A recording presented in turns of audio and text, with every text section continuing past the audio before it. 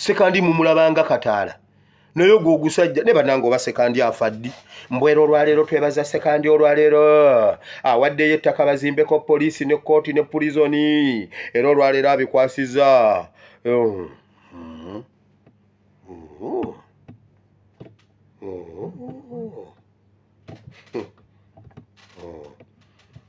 Masaka terina malwaliro owaayo okuzimba komera yo babiki ebyaliwaawo gundi awo ebyanvuga nga supiidi eryeggulire neesiryogerako sekandi yawaddeyo ettaka yiika 5 kuzimbako kooti kuzimbako komera Kiwanuka sekandi gwe mulowooza mbuno yasiimuuka era olwaleero awaddeyo mu butongole abikwasiza IGP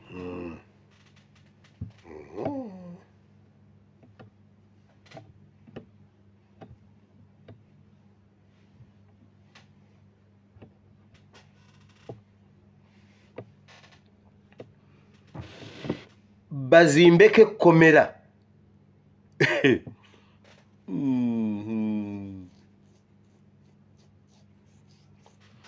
mu Uganda ekintu ekikola kiri eki makomera ago go bakunona oba oyagala oba toyagala bakunona ne bakuteekayo abakyala bazaalira ku ttaka mu malwaliro gende Wakiso ku ddwaliro ly'e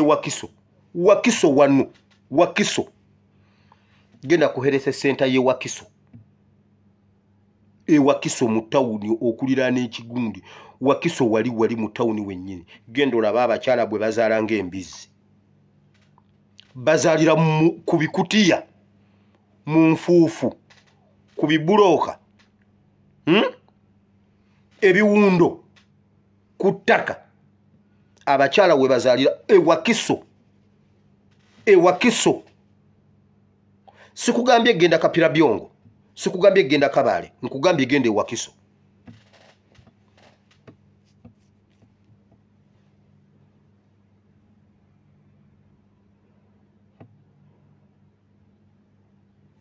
gende Masaka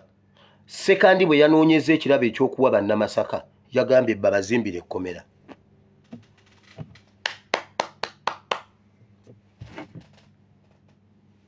bwe guvaawo nga gwefuula oguyungwe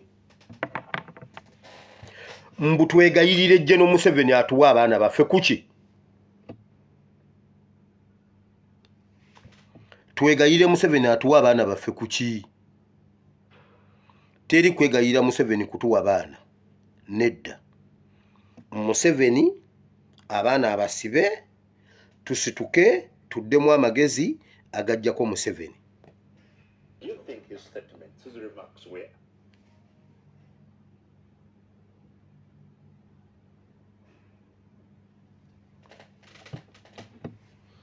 ensonga eyo ngiruddeko mugirowoozeeko tugitwale ku mmeeza President ajjewo akagundi mugenda kulaba wulira bakasibante kasibante okimanyi kasibante alina kadi ya NUP membership card olwamu mafulaga ayogera NUP ebikikinike teyajja nga alina omutima gwa NUP yali azze kufuna kifo yali azze kukima bwa memba bwa parliament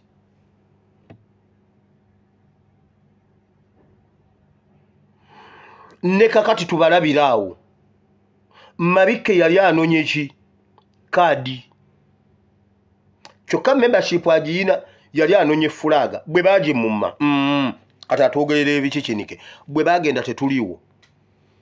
President mukwano jawo kapeti bayina kye balinyeeko awo eyo motion mwegalire mu kasenga abakulu mwekka mukiteeseeko buli ow'emyaka 10 mu mutima mulungi aweeyo ekintu ekyo abeere komanda tukutikidde engule kuba kati kino kyekitiibwa ekisinga obwa MP kiki kye mwesibira ku bwa MP nga ffe twagala tubongereyo tubajja ku bwa faza tubawa bwa kalidinaali lwaki temwagala bwa kalidinaali naye bannanga obutali bwenkanya buli awantu wonna nawulidde egguliro erya paapa naye bannanga ab'NTV n'ab'ebitivi by'e Uganda mulina amagezi mu mitwe buli sawa batubuulira ebizuuse ku paapa ebizuuse ku nfa ya paapa ebipya ku nfa ya paapa bipya ki ebizuuse ku John Bosco Kibalama bipya ki bye muzudde ku Kanatta bipya ki bye muzudde ku Damulira bipya ki bye muzudde ku baana 18 abaabula ebipya bizuuse mbolwalero Uganda kuno Uganda kintu kyantiisa nnyo Uganda tegenda kukiikirirwa mu bakalidinaali abagenda okulonda paapa kino kizza oluvannyuma lw'okuba nga kalidinaali wa Uganda asobye emyaka 8 kubanga asobye emyaka 8 takkirizibwa kulonda paapa kalidinaali ow'ekinana takkirizibwa kulonda paapa naye ate paapa akkirizibwa okubeera ow'ekinana obugalo bannanga obutali bwenkanya buli mu nsi kalidinaali bwakaddiwe nnyo naaweza 8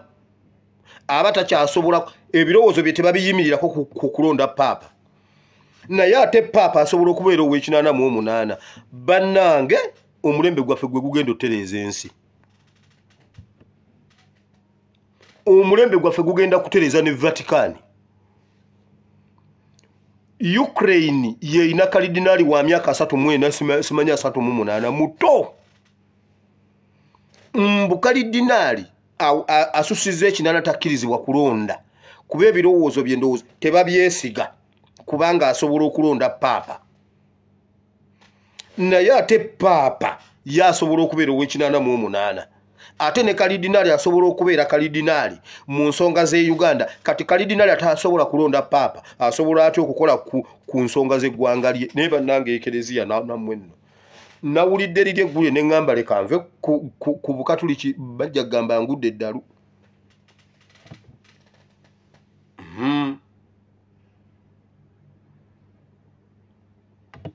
eggulire eryo waliwulidde nkugambye Miriam Matembe yagenda okweyimirira His Excellency Kyagulanyi mu kooti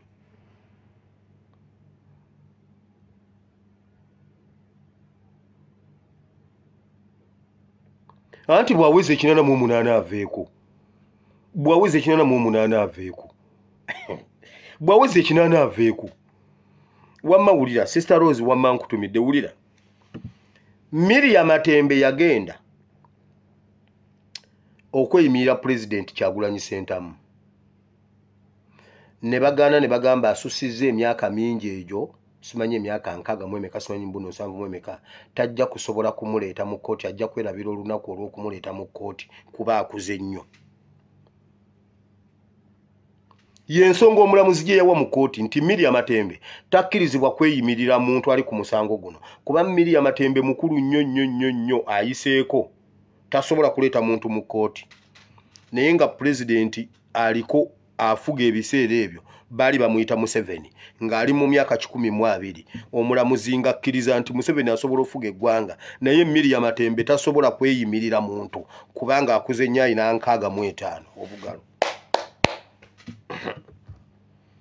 kanve kwekereziya kuba kakati Sister Rose kirabika zibuuseeko Sister Rose wa Mansonyiwa nze byekereziya mbivuddeko ngenze mu kigambo Sister Rose empulira atandise okyamukka wabula Sister Rose olabika oyagala okunkuba omusekuzo ku mutwe kansirike ndeke Sister Rose baddaye nze eggulire lyabadde ku NTV kati nange nentandika oddirowoozaako ne ŋŋamba kalidinaali tatukiikiridde kwegamba emikisa gya Museveni okubeera paapa gyeyongedde okukeewa banna Museveni nonna ebizibu bikujjiridde naawe Mukama Katonda wa Ibrahimu ne Isaka ne Yakobo nkukoowola okosomesa egize batabani bo ne bawala bo ekigambo kyo kino kibe kiramu kigwe ku ttaka eddungi kibale ebibala n'ebibala byakyo bibeerewo mu linnya lya Yesu Omwana Katonda ayinza byonna tusabye abantu bonna ne bagamba nti amiina. Tuli ku mwoyo gwa Yuda Iscariot. Ekintu ky'okulyamu ensi olukwe, ekintu ky'okulya olukwe kirudde nga kye kitawaanye eggwanga Uganda. Politics wa Uganda we wabadde problem. Waliwo omwoyo ogwayingira mu politics wa Uganda nga bwe gwayingira mu Yuda. Omwoyo ogwo gwajjira ddala nga bateekateeka ebyobufuzi ebyebibiina nga tufuna independence. Ebyo mubimanyi bulungi ebyatuka ku Ben Kiwanuka. Ben Kiwanuka n'abalambulula bulungi. Ekereziya njivuddeko bannange.